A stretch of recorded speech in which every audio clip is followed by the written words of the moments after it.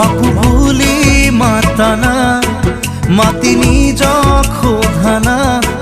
তুমি মোৰ এই মনোজনী হয় নহয়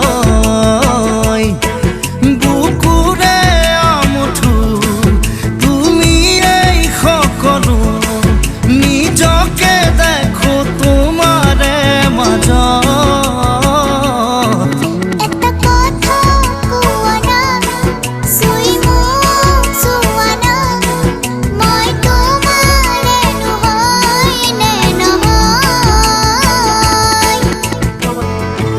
পাহি সপোনত